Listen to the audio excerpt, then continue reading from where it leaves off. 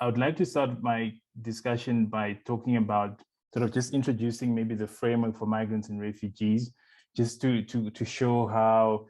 it aligns itself with a sort of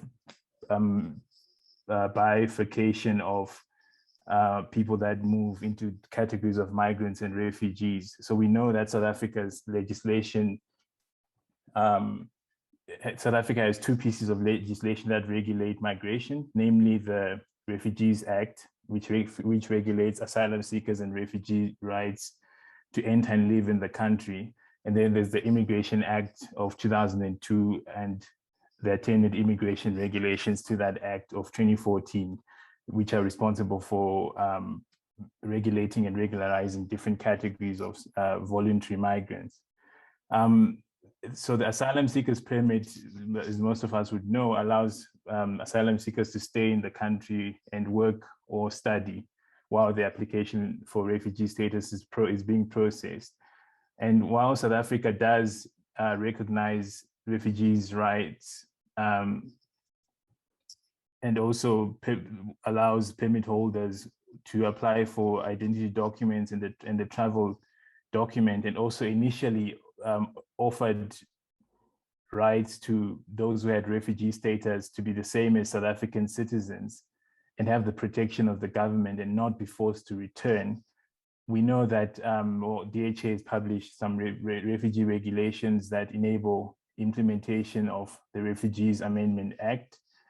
which came into effect in January 2020. And this Amendment Act drastically limits the rights of refugees and asylum seekers in South Africa. So they stand to lose their refugee status for voting or participating in politics in their home country or seeking consular services. And also there's some tightening around administrative rules and also a limitation around asylum seekers' rights to work and study in the country. Then there are those who are not refugees who are considered by the state as such that have to apply for either study, business, work permit, or business permit, or permanent residency. And these are commonly known as temporary residence permits. And in this case, drawing on my work around Zimbabwe migration, particularly at the Zimbabwe-South Africa border, I'm more interested in that group and how the government considers them economic migrants rather than genuine asylum seekers. Particularly because of the notion that there's evidence of abuse of the Refugees Act. And so the rejection rate for these refugee applications is quite appalling.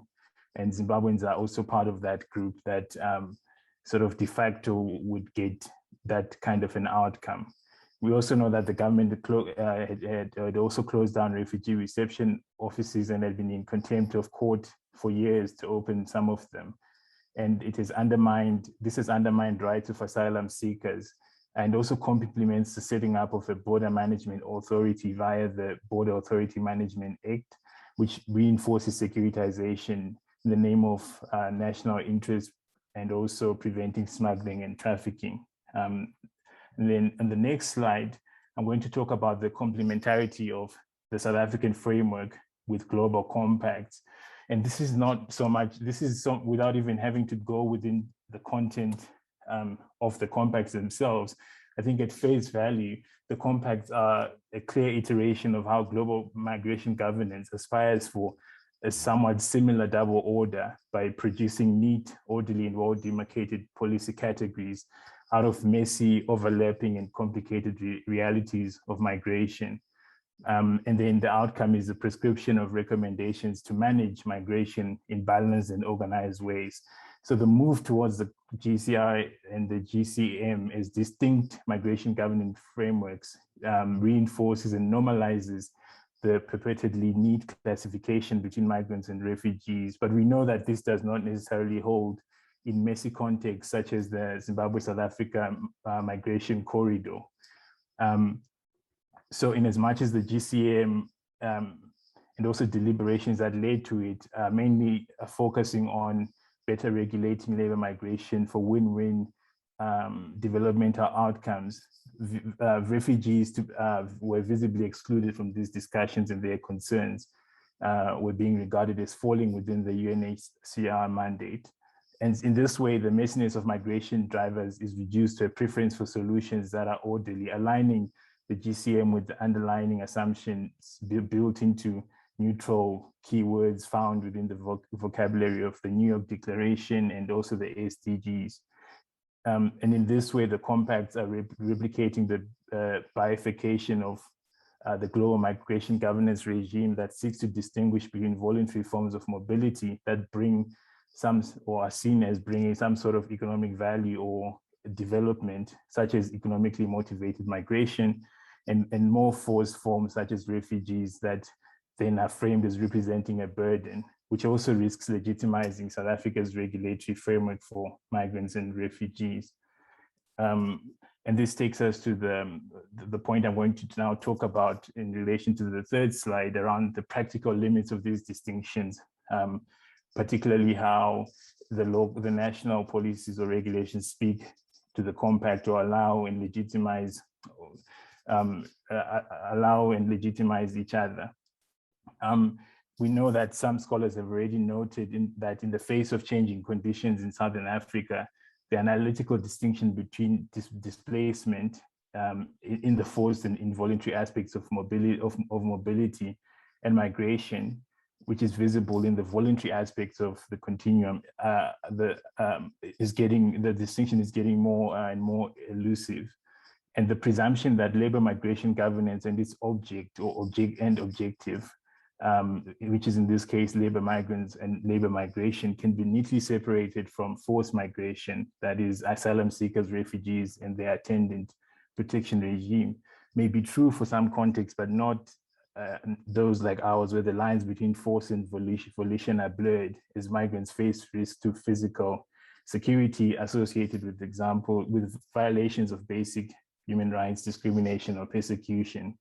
And there's a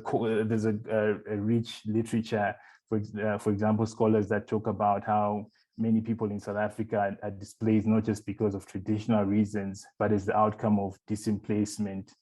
or what scholars like Bates and Crisp have called survival migration. And in the same way, the Refugee Convention and the Protocol do not offer protection to such individuals who escape the threats of